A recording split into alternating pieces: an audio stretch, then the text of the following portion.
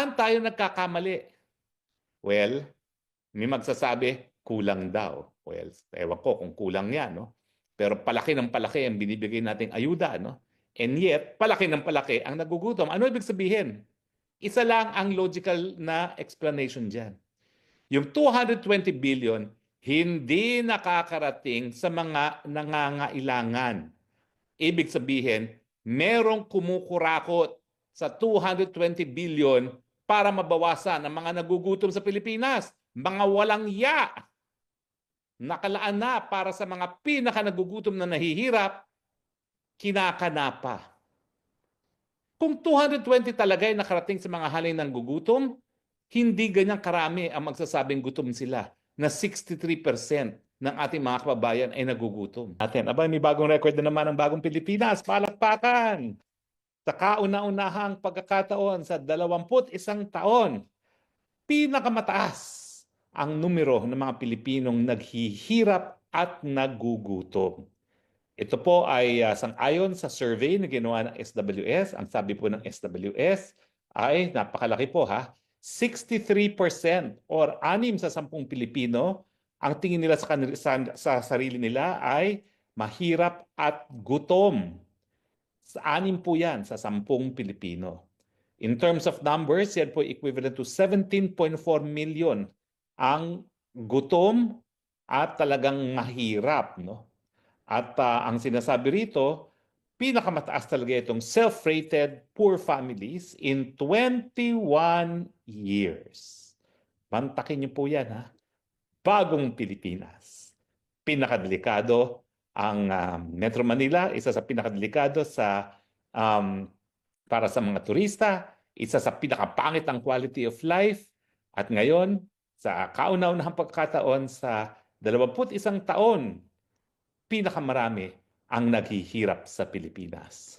Kapag ba naman hindi pa kayo gumising at magsisanti na ng mga leaders, no, hindi ko na alam kung anong gagawin sa atin. 63% na ngayon ang mga nagugutom. Aantayin pa ba natin hanggang maging 100% yan?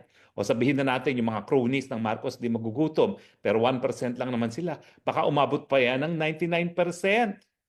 Mantakin nyo, 63% nagugutom. Bukod pa sa walang makain, tinanggal pa yung aking sinulong na batas na universal healthcare. Hindi pa binigyan ng pondo nang hindi mamatay dahil lamang sa kahirapan ng mga Pilipino. At ang ginawa pa, yung budget na pagkalaki-laki, umabot na ng 30 billion, ay binigay pa sa Kongreso. At tinaasan pa nga ang budget ng Office of the President. Now, bakit nagkaganito? Well, alam na natin ang sagot dyan. No? Kasi nga, sabi ni Inday Sara, hindi marunong kung paano maging presidente ang presidente. Pero tignan natin ang datos. Meron tayong at least 4 na programa. Marami pa po yan. Pero tutukan natin yung mga pinakamalaking programa para maibsan ang pagkagutom at pagkahirap. Unang-una, yung 4Ps. Magkano ang budget niya noong 2024? Hindi pa natin pag-uusapan yung 2025 kasi yung survey is December of 2024. Ang budget po dyan is 106.335 billion. Yung AIX, 49 billion. Yung TUPAD, 33 billion. Yung AKAP, nung isang taon, 28 billion. Isusuma total mo yan, mahigit 220 billion para lang matulungan yung mga naguguto. Bakit ganito? Bakit hindi umiepekto ang 220 billion para mabawasan ang hanay ng nagugutom?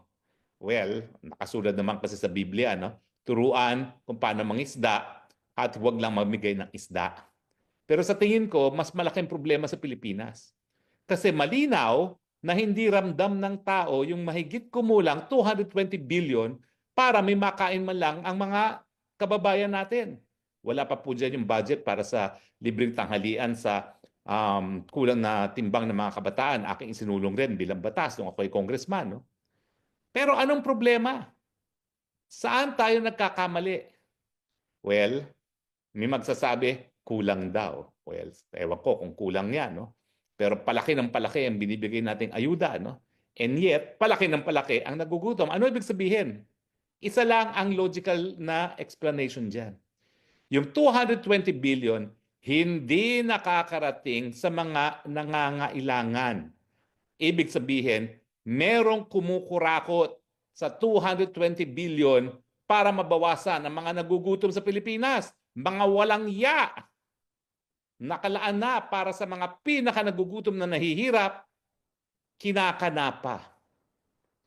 Kung 220 talaga ay nakarating sa mga halin ng gugutom, hindi ganyang karami ang magsasabing gutom sila na 63% ng ating mga kababayan ay nagugutom. Di ba po? Kahit pa paano siguro bababayan itong mga 30 to 40%, 220 billion yun eh. Para lang sa mga nagugutom. And yet, pinakamataas sa 21 years dahil sa pagnanakaw. Kaba'y nagtataka pa. Di ba? Mahigit 1 billion a day. 5,500 flood control projects. Pero pag tag-ulan, nagiging lawa ang buong Metro Manila. Saan napupunta yung pera para sa flood control? Kinukurakot ng politiko. Di ba? O, nagtataka pa ba kayo kung bakit despite 220 billion ay pinakamataas pa rin ang mga hanay ng nagugutom sa Pilipinas? At saka siyempre, problema talaga yung korupsyon.